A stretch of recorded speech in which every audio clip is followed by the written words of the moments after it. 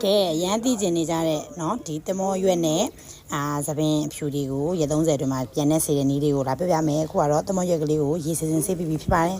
စင်ဆေးပြီးရင်ဒါကတော့သမောရွက်ကိုခြေပြီးတော့ဒါရင်နွေးနဲ့ပြုတ်ထားတာဖြစ်ပါတယ်ရင်နွေးနဲ့ပြုတ်ပြီးလို့ရှိရင်ဒီအစိမ်းရည်လေးတွေရမှာပါเนาะအဲ့တော့အစိမ်းရည်လေးတွေကိုအဲ့ဒါသမောရွက်အဖက်ကိုခဏဖယ်လိုက်ပါမယ်เนาะ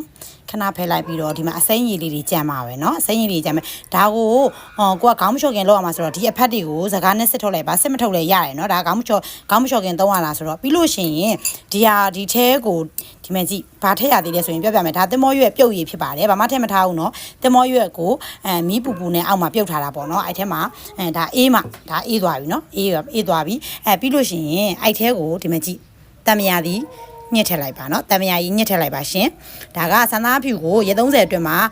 အမြန်ဆုံးပေါ့เนาะဆန်းသားဖြူတွေအယောင်မိန်သွားမယ်နောက်ဆန်းသားပြန်မဲစီတယ်ပေါ့เนาะဆန်းသားပြန်မဲစီတယ်နောက်ထပ်ပေါက်လာတဲ့ဆန်းသားလေးတွေကအဖြူရောင်မဖြစ်ဖဲနဲ့အမဲရောင်ပေါ့เนาะအယောင်မိန်လေးတွေအမဲရောင်ရစေတယ်ဆန်းသားအခုလက်ရှိဖြူနေတဲ့သပင်တွေအယောင်ပြန်မိန်စေတယ်သဘာဝနဲ့ဆေးလေးပေါ့เนาะသဘာဝပစ္စည်းဖြစ်တာကြောင့်မလို့သဘာဝဆေးဖြစ်တာကြောင့်မလို့အချိန်တော့ယူရပါတယ်စိုးနေကြပုံစံအတိုင်းပဲပေါ့เนาะစိုးနေကြပုံစံလို့စိုးနေကြခမီကယ်လိုမျိုးတော့တန်းဆိုတန်းမဲစေတဲ့အရာမျိုးပါဘူးဒါလေးကိုရန်ဖန်ရန်ခါလုပ်ပြီးလို့ရပါတယ်တပတ်ကို2ချိန်3ချိန်လောက်ခေါင်းချော်ခင်လုပ်ပေးမယ်ဆိုလို့ရှိရင်ရက်30အတွင်းမှာပြန်နေစီတယ်လို့ဒါဆရာဝန်ကြီးတွေဟောကြားချက်ပေါ့နော်ဒါအသက်ကပြန်နေမျှဝေပေးတာပါအဲ့တော့သမောရွက်ပြုတ်ရည်ထဲမှာတမယာသီးထည့်လိုက်ပါမယ်ပြီးလို့ရှိရင်တော့ဒီတိုင်းမရသေးပါဘူးနော်ခေါင်းမလျှော်ခင်မှာဘာလုပ်ရမလဲဆိုလို့ရှိရင်သဲခဏပြောပြမယ်နော်ပြီးဆိုလို့ရှိရင်ဒီသမောရွက်ပြုတ်ရည်နဲ့တမယာသီးတစ်ချမ်းထည့်ထားတဲ့အရည်တွေကိုသဲတို့ဘာထည့်ရမလဲဆိုလို့ရှိရင်သဲပြောပြမယ်နော်ဒီမဲ့ကြည့်ဒါလက်ကတစ်ဖက်ထဲရိုက်နေရဆိုတော့အုံးစီထည့်ပါမယ်အုံးစီမှာတချို့မေးကြမယ်ပေါ့နော်အလွယ်တကူရတဲ့အုံးစီတွေမရပါဘူးဒီအုံးပြိုစီကကြတော့တဲတို့ဒီပေါ့နော်အုံးဒီနုနုစီကအုံးပင်နုနုစီကရထားတဲ့အုံးပြိုစီပါဒါကတော့ဆန်သားနဲ့စီဖို့အတွက်တမင်ရွယ်ပြီးထုတ်လုပ်ထားတဲ့အုံးပြိုစီဖြစ်ပါတယ်ရိုးရိုးအုံးစီဆိုရင်လည်းရပါတယ်ဒီအုံးပြိုစီဆိုလို့ရှိရင်တော့ဆန်သားအနက်ကိုအမြန်ဆုံးပြန်နေစေတာပေါ့နော်အဲ့တော့တဲတို့ဒီအုံးပြိုစီလေးတစွန်းထည့်လိုက်ပါမယ်နော်လက်တစ်ဖက်ထဲနဲ့ရိုက်နေရလို့ဗီဒီယိုကြည့်ရလူတွေသိခံပေးပါရှင်အဲ့တော့ဒီမှာကြည့်အုံးပြိုစီအရေးအကြီးပေါ့နော်ဒီအုံးပြိုစီစစ်ကိုထည့်လိုက်ပါမယ်နော်ထည့်ပြီးရင်တဲတို့မှွေမယ်